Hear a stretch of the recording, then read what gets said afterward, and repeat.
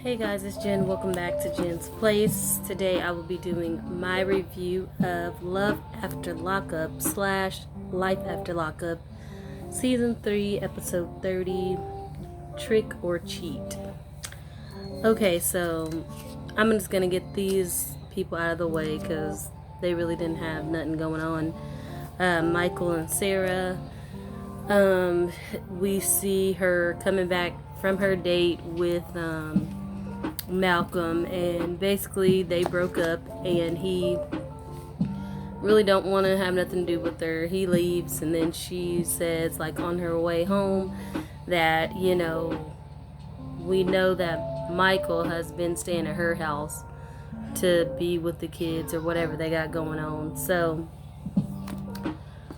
she lets us know that she's not going to tell Michael what happened because that's none of his business, so she says.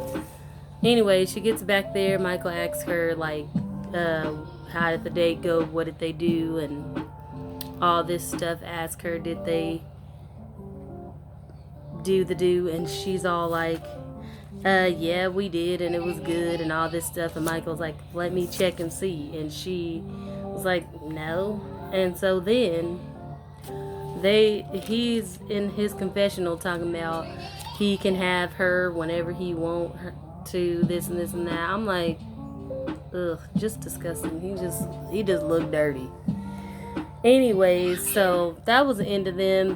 She go in the room and then he follows suit, and that was all that we see from them. So then we got John and Christiana. So we know that from the last episode that Christiana's sister is trifling. She's living there with John, but Christiana says, she's getting out of jail, and so she only has like 1 day left now that she'll be out.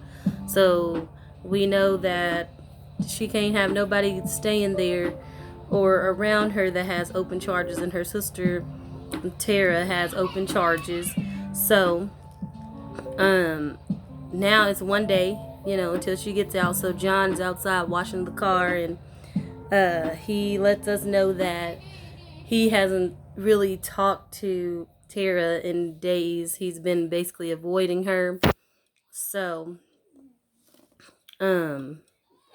he goes and he's washing the car, whatever. She comes outside with all her bags. She's packing up her stuff. And you notice that when she's packing up her stuff, she's in the basement getting her stuff out. So it looked like she was in John's room getting stuff out. So something is going on between them, definitely, or have went on between them. So he asks her, like, where are you going? Where are you going to be staying at? And she tells him, I'm just going to go back to my ex. And he's like, well, that's not a place that you need to be going, and I wish that I can help. Just lying, because he don't even want her there, really, because he, don't want Christiana to know what's going on, because he says that as soon as Christiana sees them interact with one another, that she's going to know that something is going on between them, which she should, because even Christiana's mama knows that something's going on with them too. They've been flirting and all this stuff. And anyways, to me, she kind of looks pregnant. The sister do. She got all her stuff, and you could tell that her stomach is looking like round. I don't know if she is or not, but she looks pregnant. So anyways, she's waiting on a car. She says she has a car picking her up, probably like an Uber or something, I don't know. And he's standing out there. She's like, well, when my sister gets out of jail, I'm gonna come by and visit her or whatever. He's like, no, you can't come here. If you come here, then I'm gonna basically have to ask you to leave. And she's like, what? Why can't I? She's like, well, she's telling the camera, the producers, like, I don't know how he's getting all this money and all this, he's getting the house fixed up, he's getting new cars and stuff and a boat and all this stuff that he's accumulating. And he did serve like 14 years in jail for fraud. So she's like, something is going on, I need to talk to my sister. And he just don't want her to talk to her sister at all. Seems kind of fishy to me.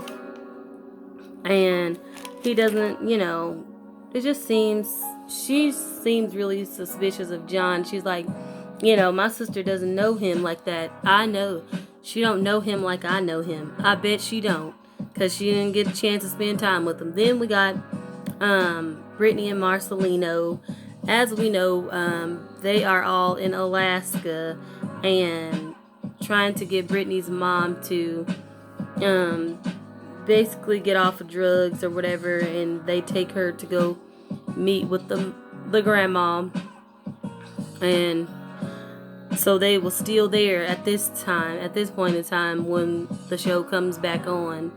They leaving, and Marcelino is hugging Cynthia, Brittany's mom, telling her, that it's okay, consoling her and stuff like that, and just trying to be understanding or whatever. And Brittany's trying to console her mom and tell her, that it's gonna be okay, and that she just needs to move on with her life, So then that was it for them for that moment. Then we got Lacey and Shane and John. Lacey and her dad is sitting at a restaurant talking about, the John situation and Shane, and about Lacey's childhood, that when she grew up that her mom was an alcoholic, so then she began drinking at a young age and doing drugs and stuff. And the dad really wasn't there for her like that because he was out working a lot. And her dad basically tells her, like, I told Shane about John contacting you because he needs to know he's a good guy. I see that he's taking care of you and the kids, and he's doing the best that he can. This is basically the best relationship you ever had.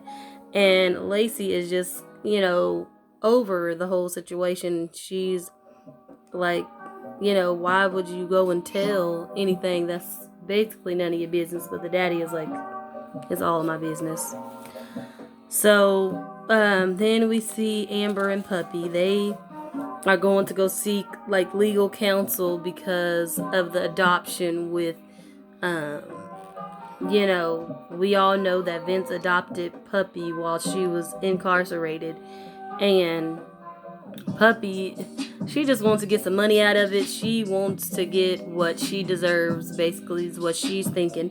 And so I feel like, to me, this is just speculation, I feel that Amber has something to do with this adoption thing.